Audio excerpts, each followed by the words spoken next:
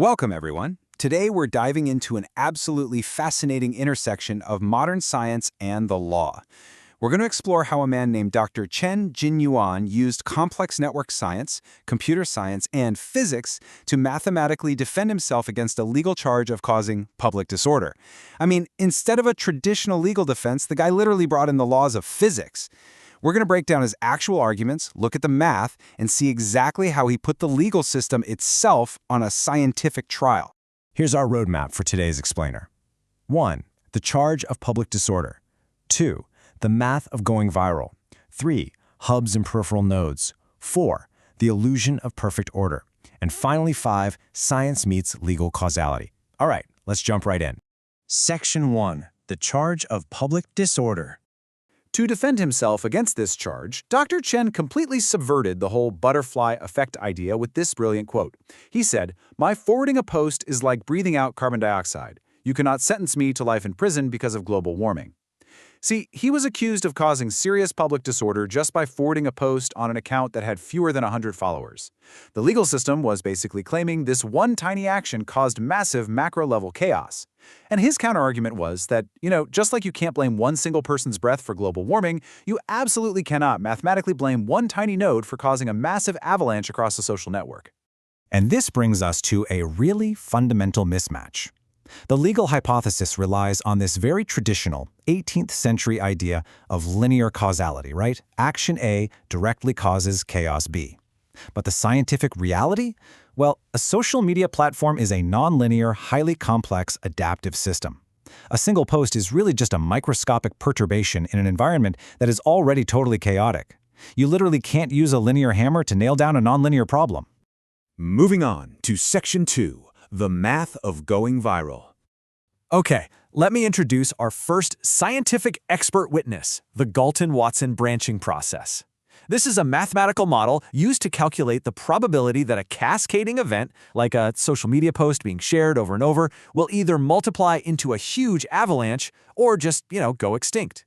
And this isn't guesswork. This is exactly how network scientists mathematically measure if a single post from a specific account actually has the physical capability to cause the chaos the legal system is claiming it did.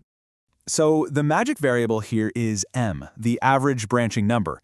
For a post to go viral and genuinely cause chaos, it mathematically has to be in a supercritical state, which means m is greater than 1. Every single share generates more than one additional share. But Dr. Chen's account, with his tiny follower count and virtually zero interaction, he sits firmly at the very bottom here in the deep subcritical zone. His m value is vastly smaller than 1. So what does a deep subcritical state actually look like in practice?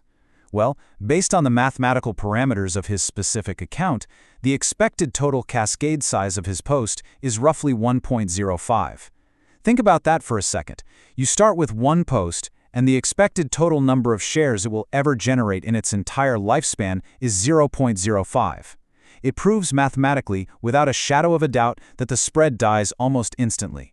A cascade size of 1.05 is just mathematically incapable of causing serious public disorder.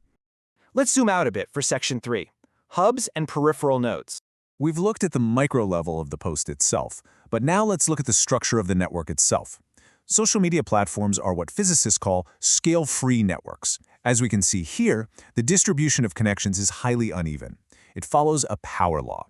You've got a very small number of hubs, think celebrities, major media outlets, influencers, that possess massive influence. And then you have the vast majority of everyday users who have almost none.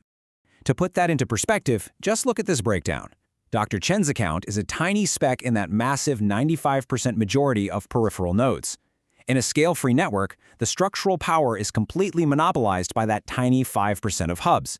The network is fundamentally asymmetrical. So, the legal assumption that a random node from the 95% group could somehow shake the foundations of the entire system, it fundamentally misunderstands the physics of the network.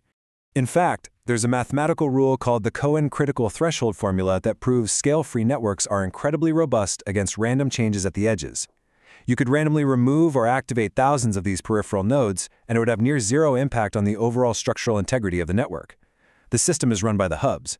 A peripheral node, acting entirely on its own, is statistically incapable of triggering a macroscopic phase transition, or, to put it in legal terms, a serious public disruption.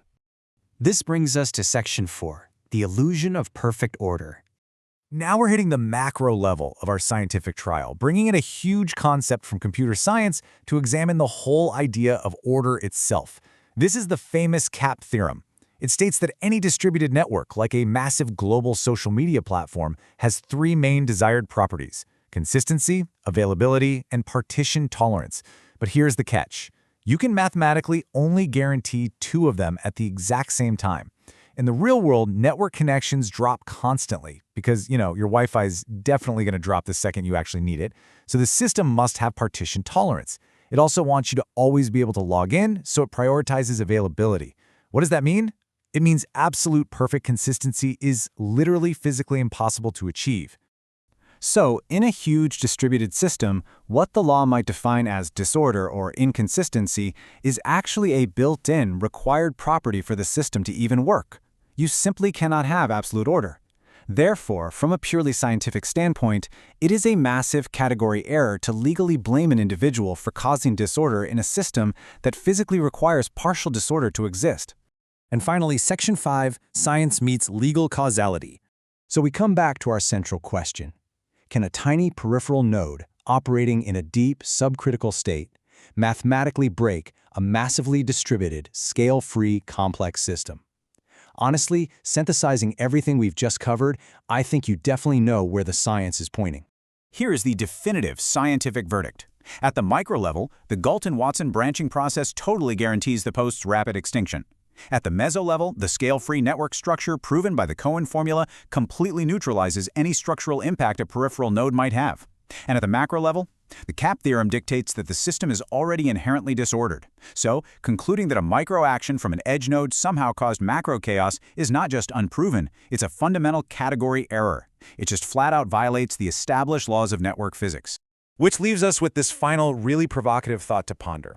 Dr. Chen Jingyuan's defense was a lot more than just a personal plea, It was a massive wake-up call. We are actively trying to govern these highly complex, nonlinear digital ecosystems of the 21st century using 18th century models of linear causality. As our world becomes more and more dictated by these vast, complex systems, how long can our legal frameworks actually afford to ignore the actual physics of how those systems work? Thank you so much for joining me on this explainer. I really hope it sparked your curiosity as much as it did mine. Catch you next time.